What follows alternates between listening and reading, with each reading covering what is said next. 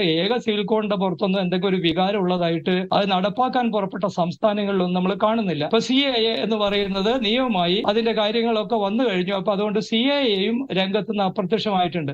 പക്ഷെ കേരളത്തിൽ ഇടതുമുന്നണിയുടെ പ്രതീക്ഷ CAAയിലാണ്. മുഖ്യമന്ത്രി ഇന്നും ആവർത്തിക്കുന്നത് അത് മാത്രമാണ്. രാഹുൽ ഗാന്ധിക്കെതിരെ സംസാരിക്കുന്നതും CAAയിൽ മിണ്ടാതിരുന്നു എന്ന് പറഞ്ഞുകൊണ്ടാണ്. അത് അപ്പൊ BJPയെ സംബന്ധിച്ച് അവരുടെ ഈ വൈകാരികമായിട്ട് ജനങ്ങളെ കഴിഞ്ഞ 2 തെരഞ്ഞെടുപ്പിലും അതിനു മുമ്പും അവര് ആകർഷിച്ചു നിർത്തിയ മുദ്രാവാക്യങ്ങളുടെ ഒരു അസമയ ദൃശ്യമാണ് നമ്മളിപ്പോൾ അഖിലേന്ത്യാ അടിസ്ഥാനത്തിൽ കണ്ടുകൊണ്ടിരിക്കുന്നത്. പ്രത്യേകിച്ചും ഈ ഇഷ്യൂ ബേസ്ഡ് ആയിട്ട് വളരെ വിശ്വസനീയമായ സർവേ നടത്തുന്ന എല്ലാ ഉത്തരേന്ത്യൻ ഏജൻസികളും പറഞ്ഞുകൊണ്ടിരിക്കുന്ന കാര്യമുണ്ട്. ഒരു അജണ്ട ഇല്ലായ്മയുടെ പ്രശ്നമുണ്ട്. അതേസമയത്ത് ജനക്ഷേമം സംബന്ധിച്ചുള്ള മുദ്രാവാക്യങ്ങളൊക്കെ മുന്നോട്ട് വരികയാണ്. അവർക്ക് ആകെ ഈ പറയുന്ന ഉജ്ജ്വല യോജനയുടെ കാര്യം തുടങ്ങിയിട്ടുള്ള കുറച്ച് കാര്യങ്ങൾ, അല്ലെങ്കിൽ ഈ പറയുന്ന കോവിഡിന് ശേഷം നടത്തിയിട്ടുള്ള സൗജന്യ റേഷൻ വിതരണം പോലുള്ള കാര്യങ്ങളിലേക്ക് BJP ശ്രദ്ധ കേന്ദ്രീകരിക്കാൻ നിർബന്ധിതമാണ്.